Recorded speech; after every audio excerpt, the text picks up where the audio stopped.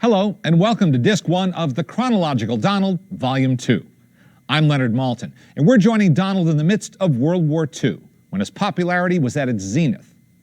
Of the 31 cartoons in this collection, produced between 1942 and 1946, 8 deal in some way with war, mostly on the home front. You'll find them in a separate section on this disc called From the Vault. But on the whole, these animated shorts provided wartime audiences with a welcome escape from their troubles.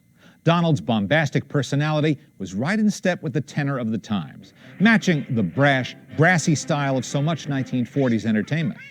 No wonder he surpassed the more benign Mickey Mouse to become the Disney Studio's top cartoon star. Most of the cartoons in this collection were directed by Dick Lundy or Jack King. Lundy was a veteran animator who was responsible for helping to define the character of Donald in the 1930s. He was credited with creating the signature action of the duck when he was literally hopping mad, one arm stretched out in front of him, the other swinging back and forth. Jack King was another old hand who started with Disney in 1929, left for a few years, and then returned for the rest of his animation career. He may not have been the most inspired director at the studio, but he had 2 writers with a lot of imagination: Jack Hanna, who eventually took over as director of the Donald Duck unit, and Carl Barks, who went on to greater success as the artist and writer responsible for decades worth of memorable Disney comic books. He's the subject of a profile that you'll find on Disc 2. On this disc, we're happy to present a memorable episode of the Disneyland television show from 1956 called A Day in the Life of Donald Duck, featuring the Mouseketeers, Donald's alter ego Clarence Nash, and of course your host, Walt Disney. The best ideas for Donald Duck cartoons came from situations that every moviegoer could relate to, from enduring the frustration of a flat tire to conducting a snowball fight. And let's face it, we all get vicarious pleasure in watching Donald blow his top in ways we would never dare to in real life. In fact, it may be downright therapeutic.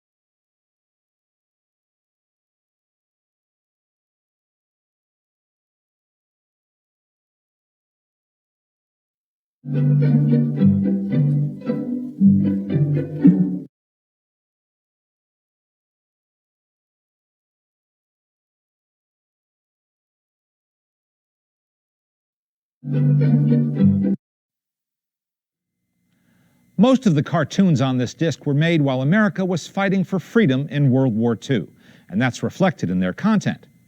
One of Hollywood's greatest contributions to the war effort was keeping spirits up on the home front even when things weren't going so well overseas.